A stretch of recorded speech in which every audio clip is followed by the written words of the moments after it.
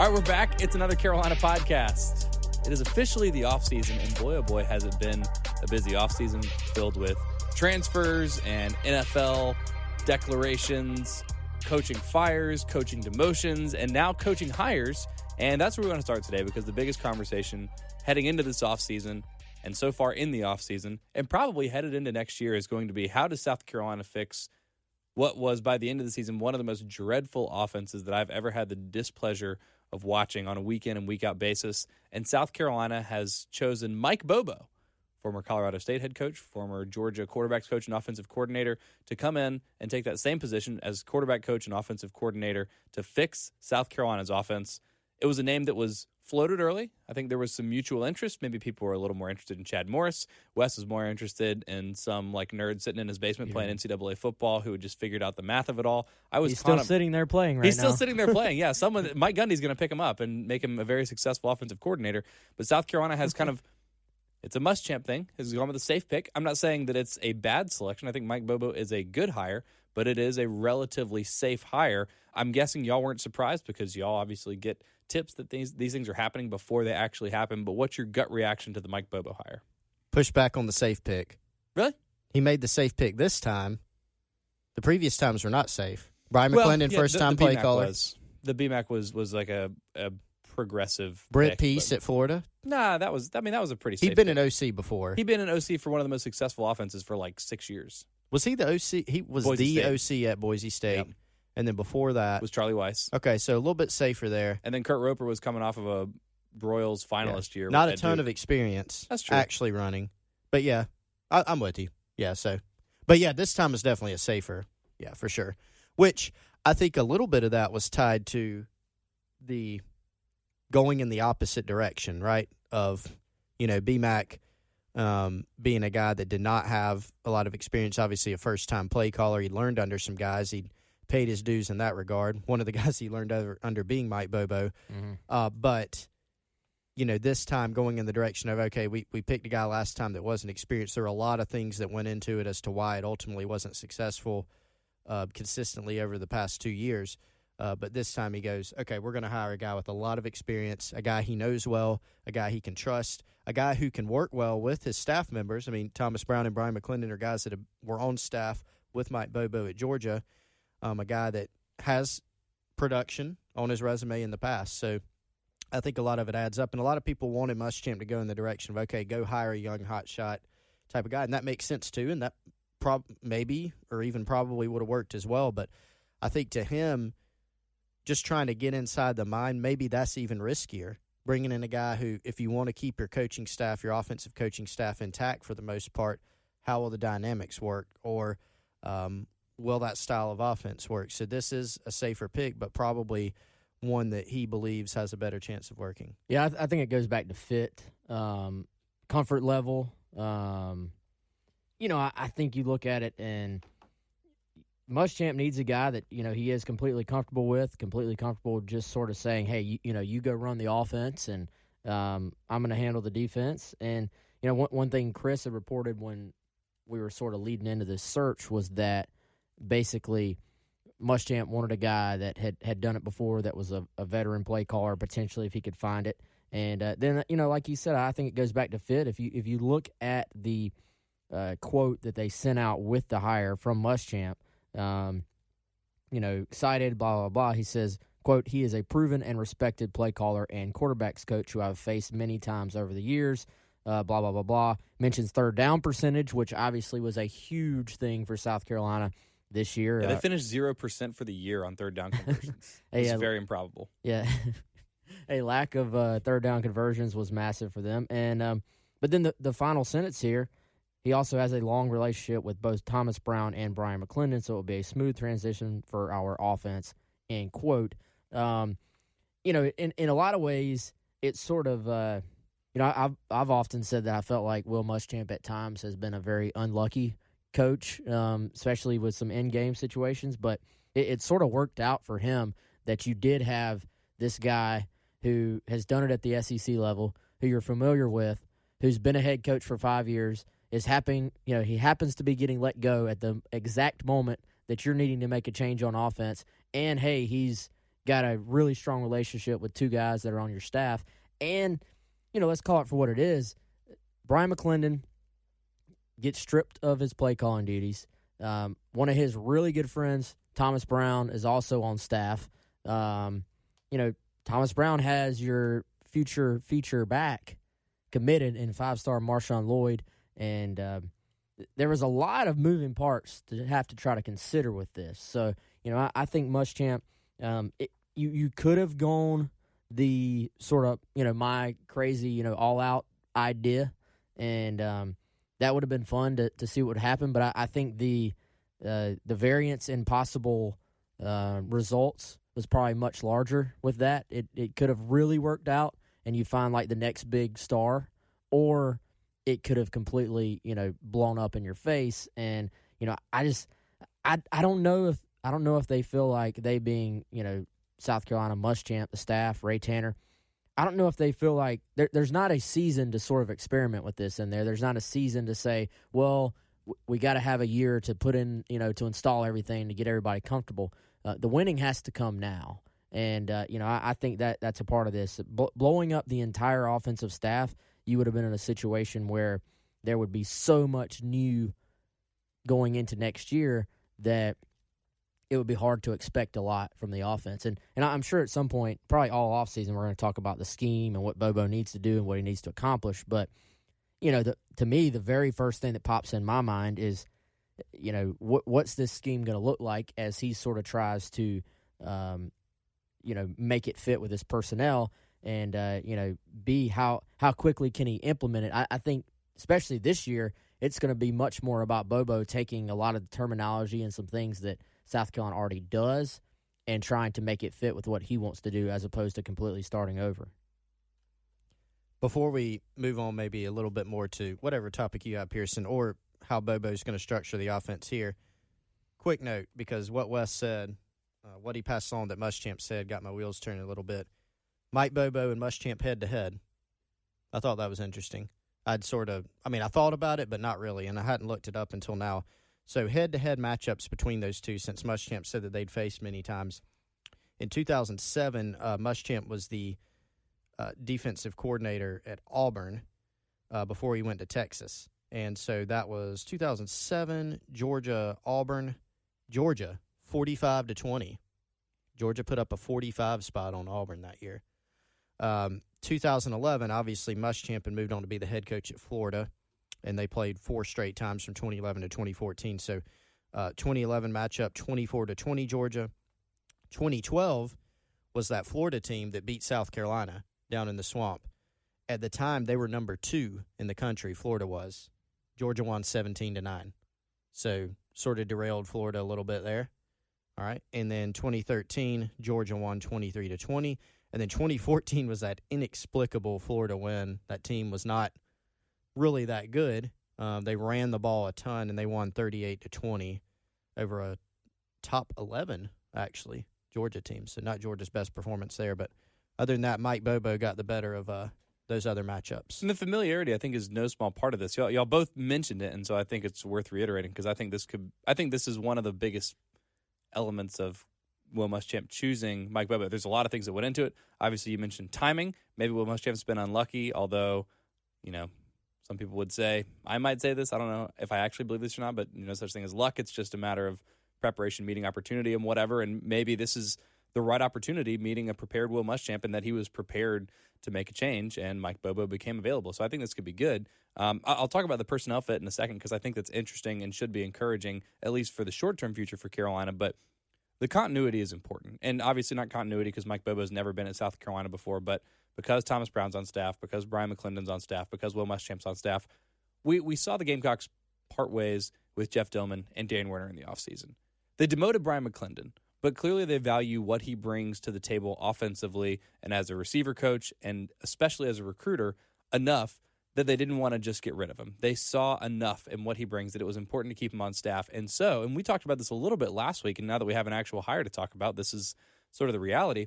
If you go and you hire someone like Kalen DeBoer that BMAC doesn't have any sort of relationship with, all of a sudden maybe he's more inclined to, whenever a smaller school says, hey, we see you got demoted over there. You want to come be ROC, and not like Furman's small school. Maybe it's something like Tulsa or SMU after somebody poaches Rhett Lashley, something like that.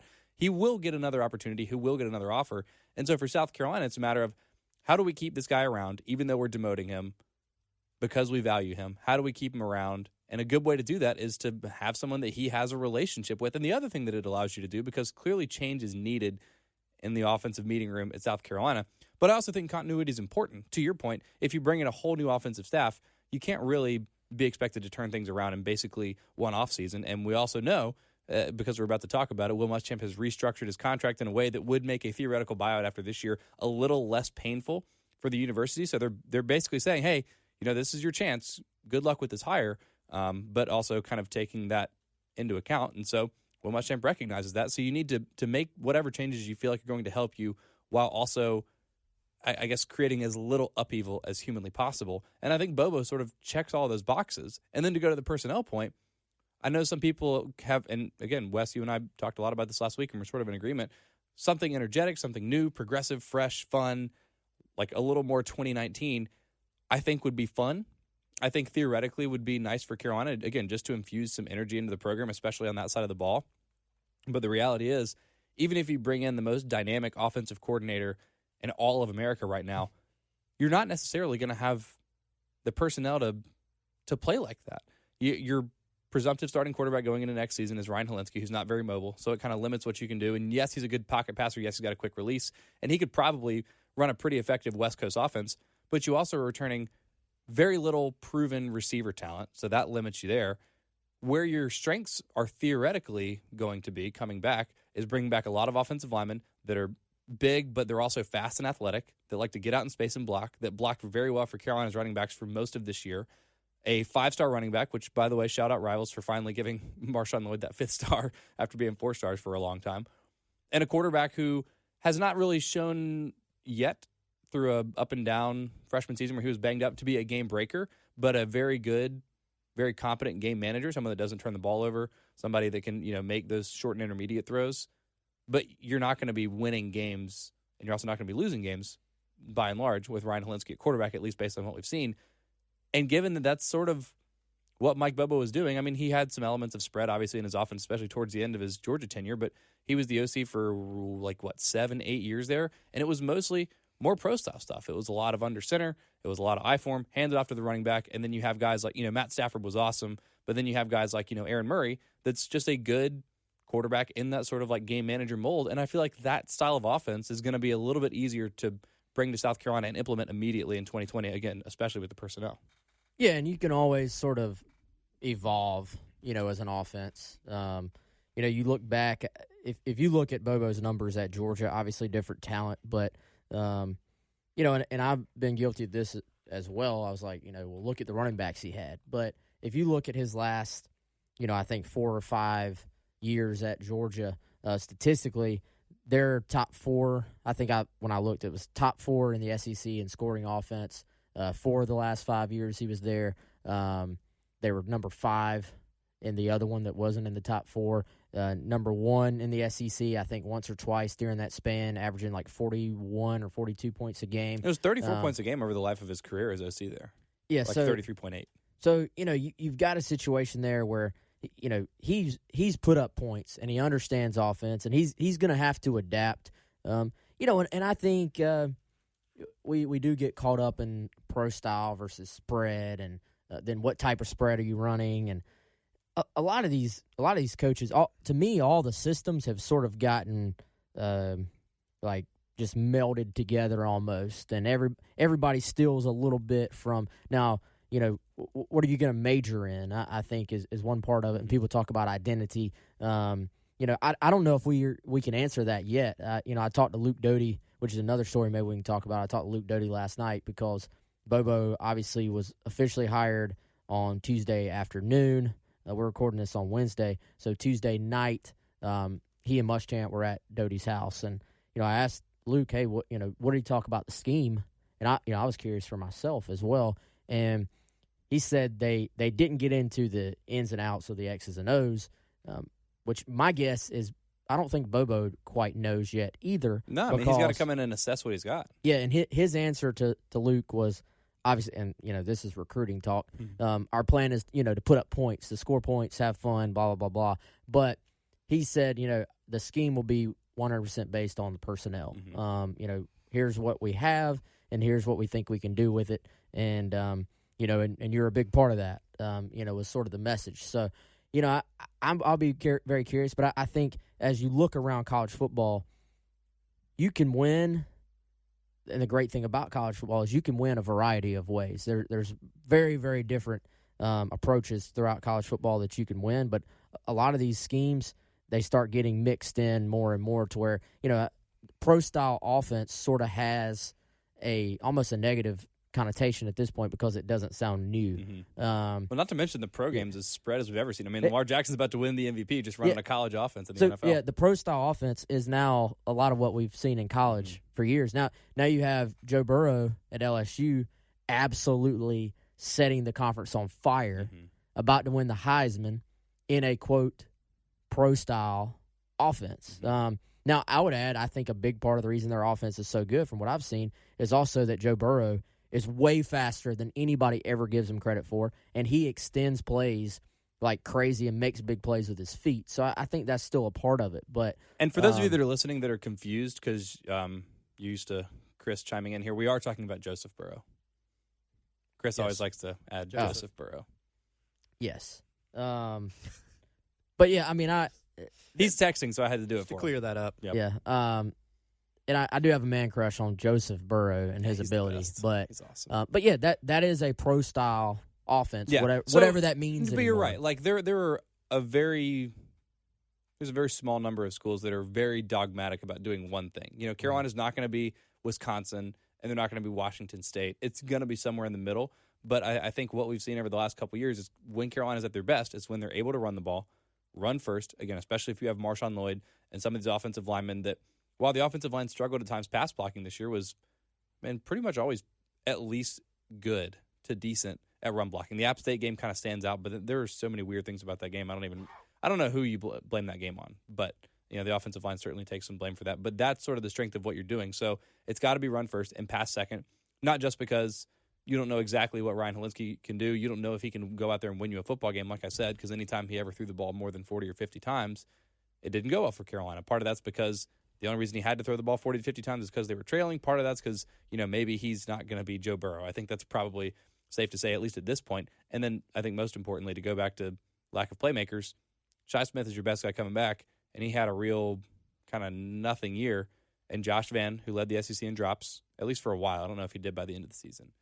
And Xavier Legette, who came on a little bit as a freshman, but what are you expecting from him? Is he going to be a third option? Is he going to be a second option? Season. Yeah, needs to have. And there was a lot of expectation about him coming into the year. Obviously, it's hard to come in right away as a freshman, but not a lot of options there. So point is, if he wants to come in and do a little more run first, 60-40, whatever, that's how I always set my sliders on NCAA football. I'm always a 60-40 run guy. So I'm cool with it. I think it's a good hire, but mostly because, again, the continuity. You keep Brian McClendon on staff, so you keep his recruits, guys like Rico Powers, and then also because what he has done traditionally, and I don't even know, I didn't watch a ton of Colorado State. Eric Kimry said on my local show on 107.5 the other day that they did run a little more spread, a little more inside zone stuff at Colorado State than he did at Georgia, so I don't know how much of that we're going to see, but I think generally the personnel meshes with the philosophy. Yeah, I think it's still a question about in terms of what they are going to do, but he ran the offense that he ran at Colorado State at times looked a good bit different than what they did at Georgia. Now, Pearson, you were talking about Aaron Murray earlier, and your point is well taken. You think about Georgia's – was that a cat? Huh? What was that? I don't know. Okay. Georgia's offense was definitely – you think about it and you think about run the football, big offensive line. Similar to what you think of Georgia now. That's sort of been their identity. And that was. You look at who they had.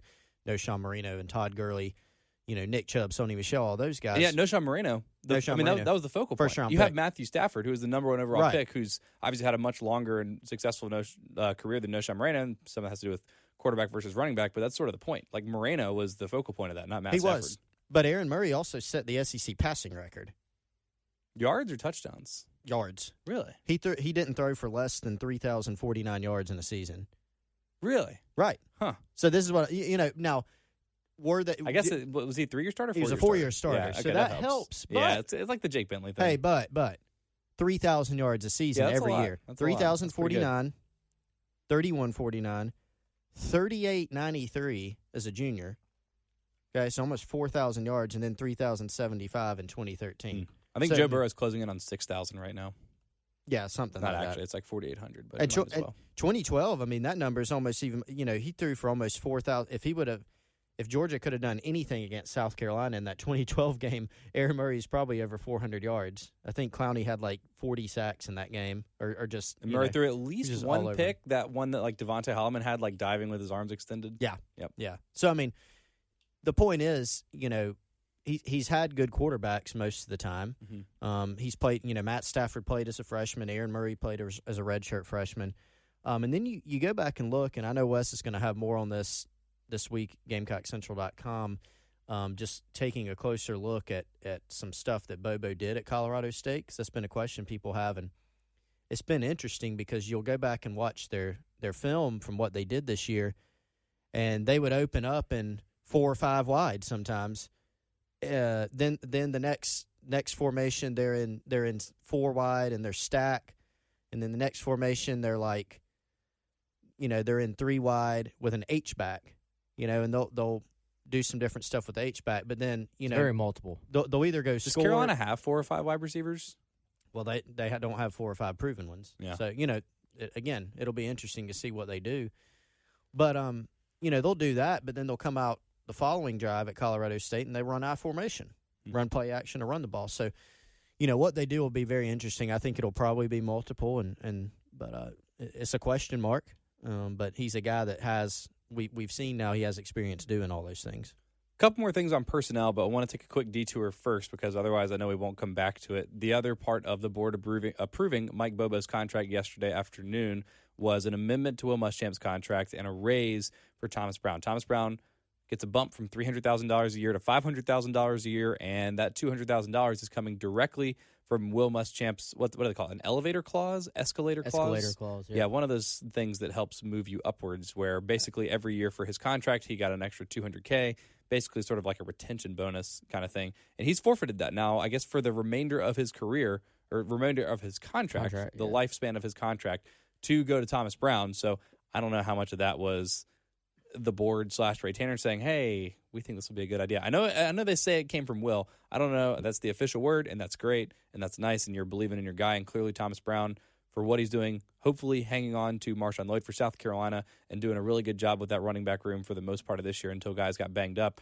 absolutely deserved it. But I think more than anything, and I alluded to this earlier, it would make a theoretical buyout of Will Muschamp's contract a little bit easier because you're saving yourself $2 million on the back end of this contract, basically. Yeah, I mean, as much as we maybe give some people over there crap for how some things have been handled this offseason, comments from President BOT, all that stuff, all the way around, I thought this was like a super just prudent, like very sharp, smart move for all the reasons you just mentioned. Thomas Brown, very, very, very highly thought of in the coaching community. I mean, I think this guy, if you consider his resume, his ability as a player, his ability to get players, I thought we saw, when they were healthy, I thought we saw a jump from Tavian Feaster and Rico Dowdle this year. Just everything you look for in a running backs coach. I think Thomas Brown is like, and I don't know, I couldn't name the top 10 running backs coaches in America, but this dude's up there. And I guarantee if he said, I want to get out of here, he'd have a job lined up tomorrow. And Marshawn Lloyd would not be coming to South Carolina anymore. Exactly. So makes a ton of sense. I think it actually makes a ton of business sense from Will Muschamp's approach as far as taking some ownership and saying, let's do this. My guy needs to be taken care of. You probably can't go to the board and say, I need another $200,000 to pay Thomas Brown after a 4-8 season. So give him my money. Mm-hmm. That shows your staff that you're sort of committed to him. It shows everybody else that you're taking some blame. I feel like it lowers the buyout. It's top to bottom. I think I think Muschamp deserves some credit, for the idea and for going with it. And I think everybody over there deserves credit on that one. It actually really does make a lot of sense. And there's been some stuff over there that just has not made a lot of sense this offseason as far as the administration, in my opinion. So give them credit where it's due here. Yeah, and killing two birds with one stone there. And the other part of that, Mike Bobo's contract is officially 2 years, $1.2 million. And I think there's some bonus structure in there. That was exactly what I expected it to be. Yeah, and, when we follow this stuff, I think it's always interesting. If you look at comments on, like, Facebook or Twitter or Instagram, stuff like that, have to be. Oh. And, people that, like, don't follow like the details of college football. Mm-hmm. Like, there are people complaining, of course, on our Facebook about the Thomas Brown. Nobody deserves a raise. And I'm like, well, you probably would be one of the same people complaining that there wasn't foresight from the administration to see that a guy might leave and taking care of them. But then, there was some people complaining about the $1.2 million 2 year, and I'm like, exactly what BMAC was making. Is that what BMAC was making? Do you remember? Maybe right at a mil. I don't know. It was at least a mil. Yeah, I thought maybe 1.1. Maybe it was like right about that. But if you're getting kind of the going rate right now. Yeah, you're getting a guy that's done it, an older coach. He's coming off a head coaching job. I mean, he's got 20 years coaching experience. I wasn't going to be surprised if the contract came through and it said 3 years, 1.4, 1.5, just because, especially all the talk of Georgia, like the fact that there was some leverage, and then Georgia scores 3 points, the SEC championship game. Yeah, if this were year 2 for James Coley and not year 1, I think that might have been a harder decision for Bobo, because I think Georgia might have been a little more willing to move on, but it seems like they're sticking with him for at least one more year. Behind the scenes, there's a lot of talk that if they could have gotten it done with Bobo, then there would have been a change this year for Georgia. So, knowing all that, I thought Carolina actually, from a contract standpoint, it was going to be a multi-year deal. That was that was going to have to be the Whether case. It was 2 or 3, kind of splitting hairs. Now Muschamp's contract goes through 2023. Is that correct? That would make sense, because when we're talking about the escalator, it's 2 this year, and then that doubles, so that's 4, 2, 4, 6, and then 8. That gets you to the $2 million that Carolina would theoretically be saving, which would take you through 2023, something like that. So they're saving $3 million. Is it 3? Well, it's what? I don't know. I thought it was through 2024. It might be Muschamp's contract? Yeah. 2024. It is 24? Okay, all right, cool. Then that's the $3 million. But point is, so it's 2 years. If it turns around, obviously that really becomes a quick extension. But 3 years, 4 years, I wouldn't have been surprised if that were the case, just because, make it match the lifespan of Will Muschamp's contract. But again, I wasn't expecting more than 1.2, and then the 2 years seems about fine. That's kind of the timeline of this program right now, because if it's not turned around in 2 years, then the rest of these contracts aren't going to matter because they're going to be bought out. Yeah, I mean, I thought it all made sense, and then yesterday with all the turmoil with this program, yesterday just made a lot of sense. It went it went very smooth, I thought. Yeah. And then Bobo was on the road in Luke Doty's house eating chicken bog by last night. So I love chicken bog. So we use that to segue into a conversation about personnel. Obviously, we talked a little bit about what Mike Bobo is going to theoretically have to work with, just in terms of the guys that are coming back. And next week, I guess a week from today, December 18th is the first day of the early signing period. Y'all are obviously going to be covering that extensively. I don't plan to hear from either of you for most of the next 2 weeks, except for to do this podcast, because y'all are going to be really busily at work. And y'all are also going to be doing a takeover on 107.5 The Game, which has become sort of a fun annual tradition for us. So really looking forward to that. But before we get into some of the recruits that Carolina is eyeing on inking in that early signing period, one quick personnel note that caught me by surprise a little bit. Carolina is not going to have Kyle Markway coming back, who for the first part of the season was pretty reliable, not as much down the stretch, but it's hard to really single him out because the whole entire offense was just so miserable and so lifeless for the final stretch of the season. You don't really hold it against him. I was a little bit surprised by this news, and I think this hurts Carolina because now your only real experienced tight end coming back is Nick Muse, is going to be coming off the ACL surgery. You obviously have Travion Kenyon and Kadarius Toney, who, I think played combined 50 snaps this year, something like that. So you don't have a lot of options. Marco was a proven blocker. He was, I guess, an up-and-down pass catcher, but at least someone that you could throw the ball to which is more than you can say for a guy like Chandler Farrell, who I don't know if he'll be playing tight end or back on the offensive line or whatever next year. That's a surprising loss for Carolina, and not a big loss, but I think it's worth noting. Were you all surprised that he went pro?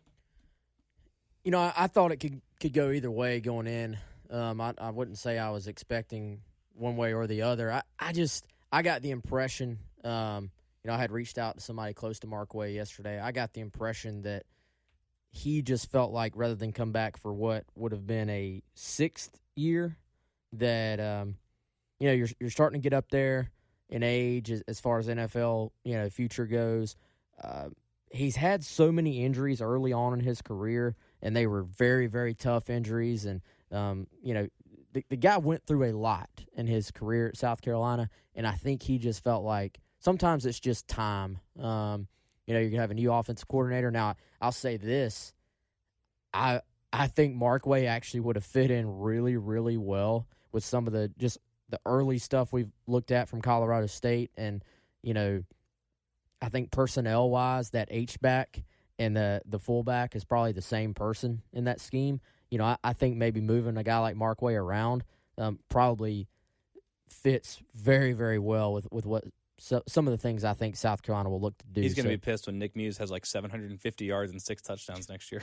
Yeah, and I think, I think that actually, for me, you mentioned Keyshawn Tawney. I can see Keyshawn Tawney having a big role if he has a big offseason within this offensive scheme, because I do think there's going to be a little more sort of lead blocker, moving that guy around as an H-back and putting him in the backfield and stuff like that. And, he sort of fits that. So, we'll see. But I agree. I think it's a big loss. I think this is a loss in leadership as well, a guy that handled himself well, always spoke to the media, and, was a good sort of front man for the program, I think. Carolina's had, pretty much as long as I can remember, like since I was in middle school, Carolina's always had at least one good tight end, which is sort of something that I feel like has been taken for granted. Plenty of guys that have had either long careers in the NFL or at least made it to the league, made it on a team, something like that. And then the last couple of years has been a lot of bad luck with obviously Keel Pollard being ruled medically ineligible, having to retire from football, and now Markway leaving early. Again, I don't think it's like a devastating loss. That's not the difference in Carolina turning their offense around or not, but it is a loss because, like you pointed out, in addition to what he brings in terms of productivity on the field, you're losing a little bit of leadership, someone that's been around the program for a while. But you hope that some of these younger and athletic guys can help fill his shoes. And obviously Nick Muse coming back showed flashes this year, so hopefully that's not a huge loss, but that's some personnel on the way out. Some personnel on the way in. Early signing period, the 18th to the 22nd, Wednesday to Saturday of next week. And if the last couple years have been any indication, it seems like most of the business of early signing period gets done in those first couple days. So who are some names? We'll do a pod, I guess, right before signing day next year to give like a real primer, but just big picture, whom should Carolina fans be, or for whom should Carolina fans be looking this early signing period? Well, almost everybody. The past 2 classes, the early signing period has been here, 2 classes now, 2018, 2019. Mm-hmm. And all but, I think if I have this number right, all but 6 combined have, committed and signed out of the past 2 classes in December. And so obviously it's a priority for South Carolina and other coaches around the country. You want to get guys in as early as possible because then you don't have to worry about them. You don't have to go through the entire month of January with the possibility of those prospects are able to visit other schools. Coaches are able to go see them at their school or at their parents' place of work or home visits. And so it's just a headache. And then you're able to sort of have a set number of guys in your class. You know exactly how many slots you've got left. Then you're able to go out and finish things out. So they'll try to get most of them. There are a couple commitments that aren't going to sign early. As of right now, Kai Kroger, the punter, Alex Huntley, those guys are going to wait until February. We haven't confirmed all of them, but the vast majority of the committed class will probably sign early. A lot of them are early enrollees, guys like Luke Doty that Wes mentioned earlier. And then there's going to be a couple guys that are deciding around that time frame too as far as targets. Jaheim Bell is one, the tight end out of Georgia. He'll make an announcement on December 18th. And then Jordan Birch obviously is a big one. And last we heard looked like December 19th, so the second day of the early signing period when he would announce. So some other movement could happen there. Reggie Grimes is out there as a guy that's committed to Oklahoma, South Carolina State in contact. Will he sign early? Will he hold things until February? So there's still some questions, I think, remaining there. Zaquandre White. JUCO running back, at least one to keep an eye on. He's sort of looking at South Carolina and Tennessee, I think.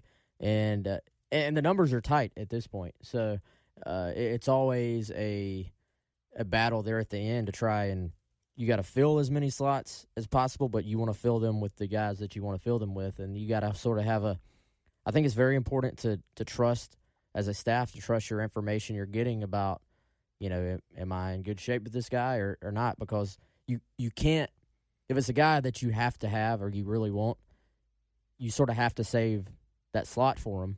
But then if you get surprised and the kid goes somewhere else, then you're like, okay, I need to fill this slot with somebody else.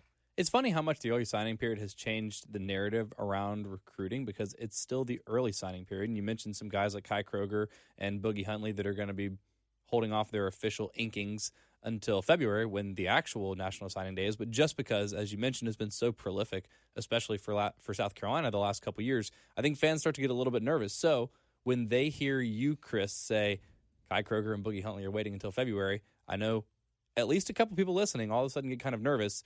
Is that cause for concern, or is it just what they decided they wanted to do? I really don't know on Kroger.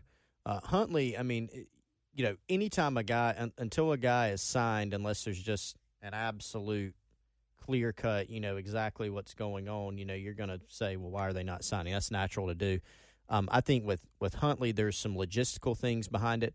But also, I mean, look, a lot of things happened recently that, created a perception, about what was going on in Columbia, and some of it wasn't even really based in reality, but it was out there. And so there was some damage control that South Carolina had to do with the recruiting class, whether it was targets or committed guys, and they had to work their way through that. So, look, I mean, if you're a prospect, obviously coaches are going to want you to sign early, but you have the right to hold off and sign in February and just make sure, get into January and just go that route. So I think it's just a combination of stuff. I think South Carolina is going to be fine with Huntley at the end of the day.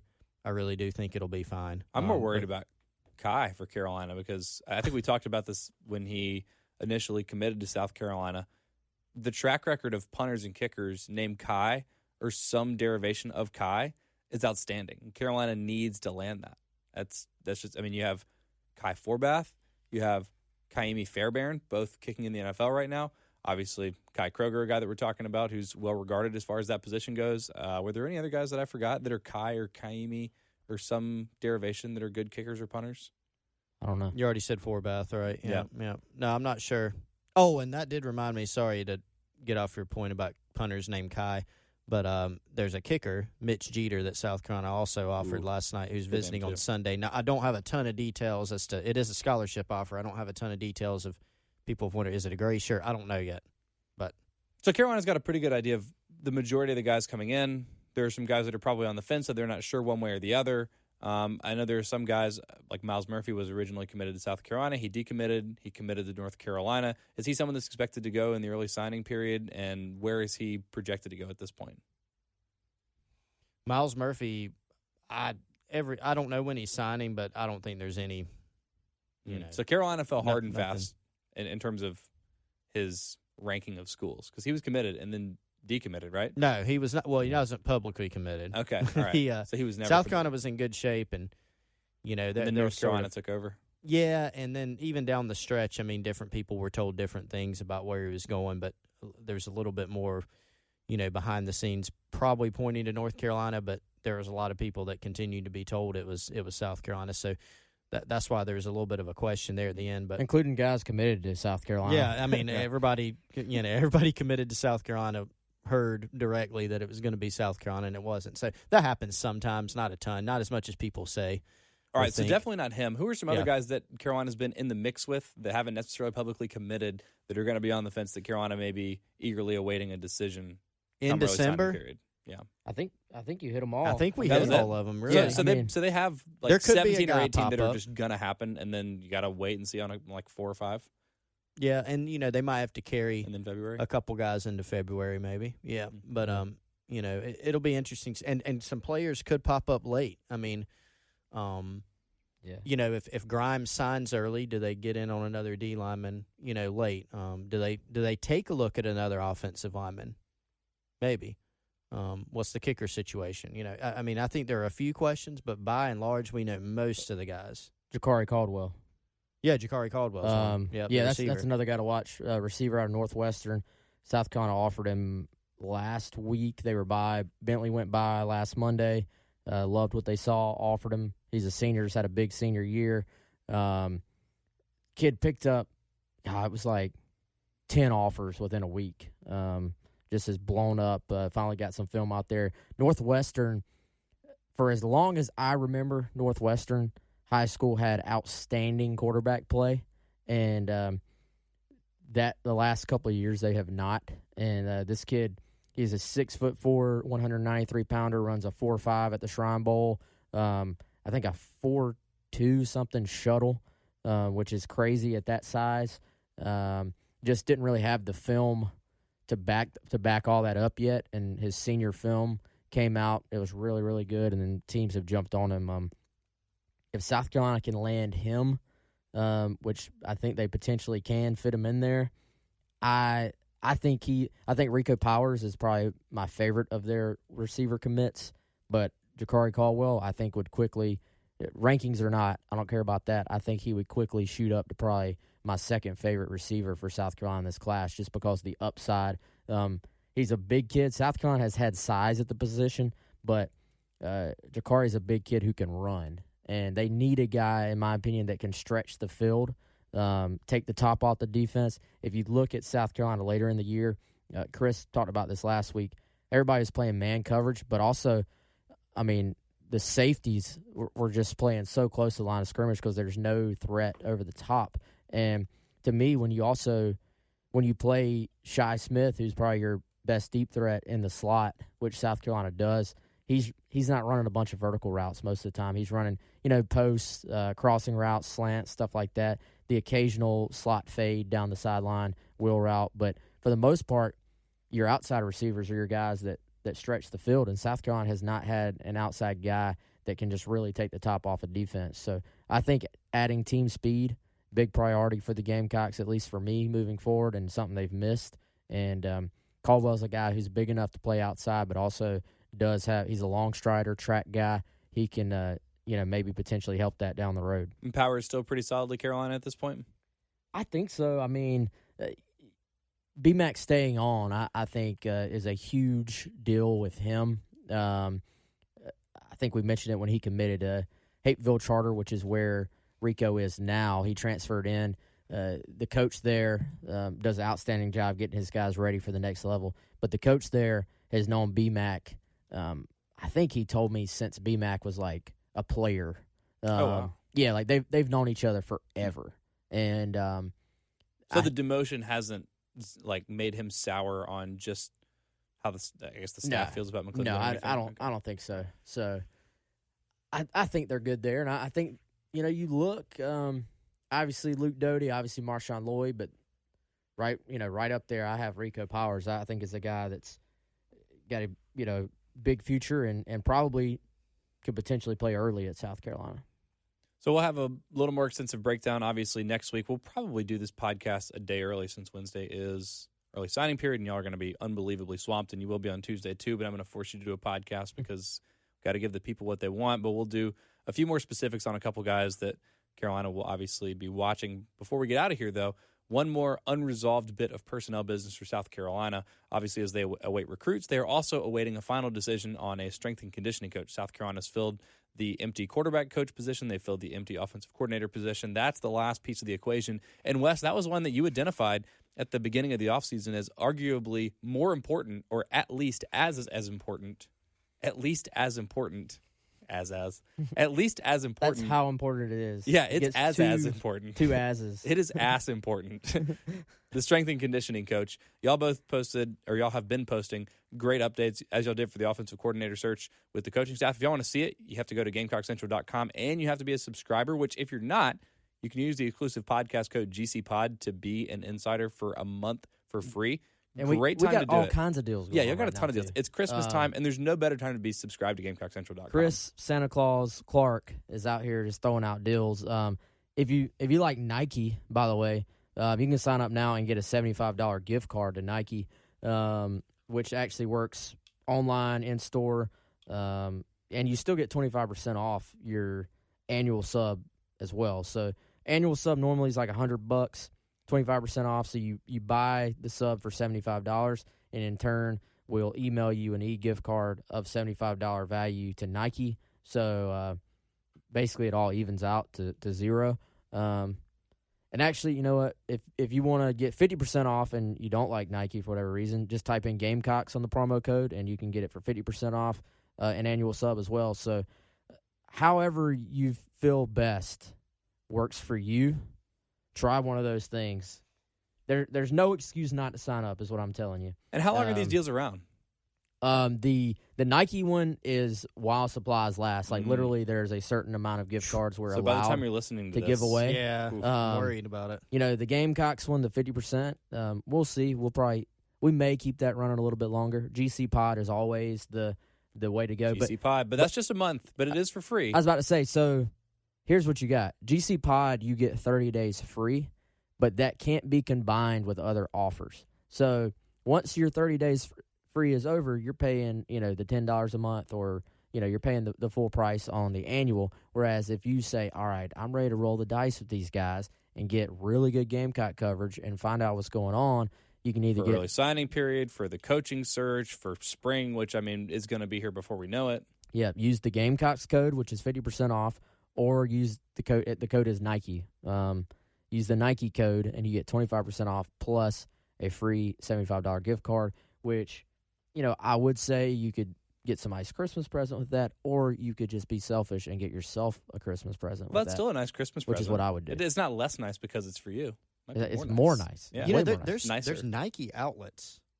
Like, Oh, yeah. close to here. Isn't there one in Gaffney, I think? Yeah, there's Definitely one in Myrtle Beach. Commerce, Georgia. I used to go there a lot. There's one in Gaffney. It's like Yeah, that in the Peach Water Tower. The Big Those Yellow are the only Mall, things they there? call it. There's The Big Yellow Outdoor Mall. Yeah, there's a great that's outlet right, mall that's right. up there. Yeah. Myrtle Beach, like Wes said. So, you could go to the outlet, which is already discounted, take your Nike gift card, get some cool gear. That's the thing. Gamecock Central subscription's already pretty cheap, in my opinion. It's like a quarter a day for an annual. Oh, that's it. 27 cents a day is what How many it comes quarters up to. just like fall out of your pocket over the course of a year? Exactly. You can just find some in the parking lot. Yeah, But seriously. now, like Wes said, no brainer. Come on. Yeah. So anyway, Come join us. all that to say, incredible coverage all the time. And lately, the last sort of missing piece for this staff going into 2020 is a strength and conditioning coach. Wes, you talked about the importance of it. Who are some of the names that you're hearing right now, and what do you think the timeline is for that position to be filled? You want to hit that, Chris? Or you want me to hit it? It doesn't matter. Well, he said Wes, but I'll do it. Okay. What names? Let's reserve names for GC Pod or Nike or other subscribers. got it. If that's okay. Let's do that. We So the first guy we want to talk have about is redacted. right. Beep. Yeah. No, but we do have some. But there's been a question about timeline and where do you pull candidates from and what they're looking for. So from what we've gathered, it looks like Will Muschamp wants to go with a younger guy.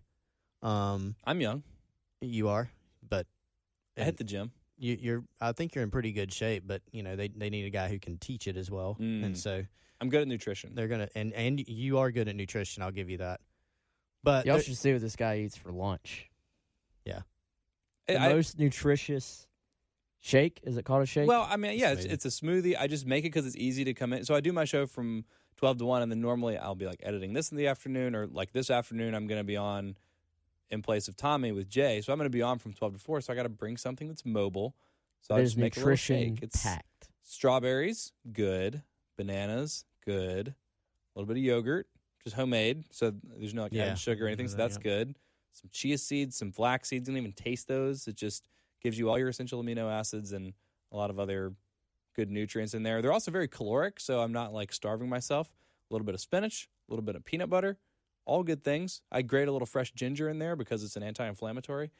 You're hired. Seriously, yeah. Will, what are you doing? I will come be your nutritionist. your smoothie's not very smooth though. Like well, it's a little so chunky. The chia seeds and the flax seeds absorb some of the excess moisture. So So it ends up. Not I drinking ate that it with thing through a straw. I don't by drink any it. No, I means. eat it with a spoon, but it still tastes good. I mean, look, peanut It's a butter and spoonie. strawberry and banana. That's the overwhelming flavor profile of the thing. But it's like green with seeds. Well, It it's looks green pretty good. 'cause there's spinach I'll in try it. it sometime. It's really good. It's a spoonie though, not Yeah. a smoothie. That's perfect. It's Spoonie. a spoonie. Now, all right, now if, All right, so if Will anybody's Muschamp's still listening, hiring me yeah. for the nutrition part of it, but that Yeah. doesn't help him with the strength necessarily. Yeah, so I mean, obviously there are some things that they need to check the boxes on, and just changing the program up. Whether it's everything from a new voice, to a new type of program that whoever they hire is going to be able to bring in, and so they do have a full-time nutritionist. You got sports science, you got the training staff, you got the nutritionist, you got the strength and conditioning coach. Those things all have to work together in harmony for it to work. But I think you'll see some changes just in what they do, how they train, whether it's in the weight room or whether it's in conditioning. You're going to see some changes there, and the hope is that those will be beneficial. But I think maybe in the next week or two, I don't think this is a process that's going to drag out super long unless something unforeseen happens. There have been some NFL guys come up. There have been some college guys come up, and I think maybe in the next week or two we'll probably see something happen. But again, I would think, just based on what we've heard, the profile, probably a younger guy, someone that's going to bring some different ideas to the table. So they have some January workouts. Is that right? Does the team? They'll start full team winter workouts will be in January. Does that necessarily preclude Carolina from hiring an NFL guy because most of those guys are still going to be working at that point? Well, no, it wouldn't, because it'll be a little bit later in January, and so at least the few names that we've heard, may not be in that category that you're talking about. May not be playoff teams. Is that what you're saying? Yeah, right. But I at this point, I don't know that it's going to be an NFL guy at this point. Okay. But it would, to answer your question, no, they've got some time that they can play with. But I think in the next week or two, we might have a much better idea of where it's going. Gamecock Central will keep you posted on all the names, on all the developments, especially if Wes and Chris think that's going to happen in the next week or two. Obviously, as I mentioned a couple times now, next week is early signing period. What do y'all do to prepare for that? Chris, I know you're hella busy. Are y'all already hella busy, or is this still the calm before the storm for y'all? There's no calm. I mean, the busyness, the Well, but recruiting, obviously. OC hires over. Do you at least have till the weekend before you have to? No. So y'all are in early signing period mode right now. We need to get there if we're not. Yeah, I know. We've been the trying OC to. thing was crazy, man. It was it's kind of like the NBA offseason, I feel like.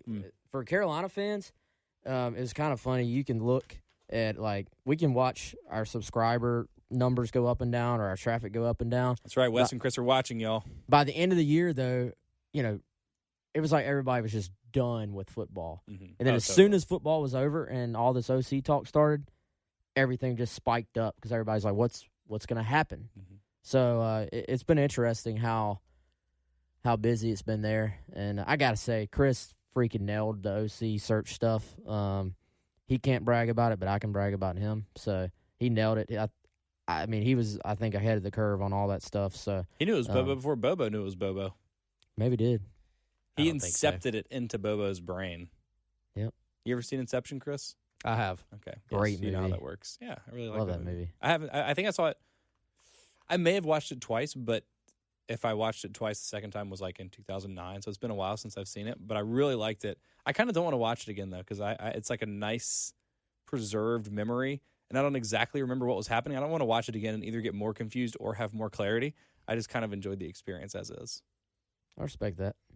Do you watch it a lot? Since No, it's one of your favorites? no. Okay. I mean, I haven't seen it in a while. Does the dreidel fall? Or top or whatever it is? I don't know if it's a dreidel. It looks like a dreidel. No, it is a top, isn't it? Because it's rounded. It's a dreidel. Does it fall? I can't remember. And I know it's. Yeah. But I can't remember which one. I can't remember what my perception was, which one. Chris, does the dreidel fall? Don't know. Did you make it out of clay? No. You know that song? Dreidel, dreidel, dreidel. I made it out of y'all. Okay. Yeah. Well, I knew the song. I forgot the line at first. You We didn't should probably- sing it initially, so We should probably go now, right? it's a good ending point. Or it's not a good ending point, but we should end It it is an anyway. ending point, though. Rate, review, subscribe to the podcast. A lot of other stuff. Colin Taylor and I are going to be doing our first South Carolina basketball podcast of the year later this week to preview the Clemson game. Those are going to be becoming a lot more regular, aiming for 2 times a week. Obviously, there's a lot going on here as Carolina continues to look for a strength and conditioning coach and players start to roll into the 2020 class officially. So rate, review, subscribe to the Gamecock Central podcast network, and you'll get a bunch of good stuff. Yeah, and probably look for the pod a little bit earlier. I'm thinking next Tuesday week. Next week. And then maybe we can do a twofer, like an early one and then a late one next week, a pre and a post National Signing Day. I'm thinking. Oh, just juicy. So if you don't want to miss it, rate, review. Most importantly, subscribe to the podcast. Share it with your friends. Thank you all so much for listening. We will be back next week. This is how you like pointing it this way. Well, it just needs to be more at your mouth because you do it like this. Like you think you're Howard Stern or something, who has like the long, tall mics. Well, Howard Stern has the best sound quality of He does, anybody. but he has, what do you call those things? Well, why everybody that goes on his show, the artists that do a live performance, I said I wasn't going to come in here and start blabbing. All of them sound incredible. Like if you go watch the performances on YouTube, best quality ever. And a lot of times best performances by those artists.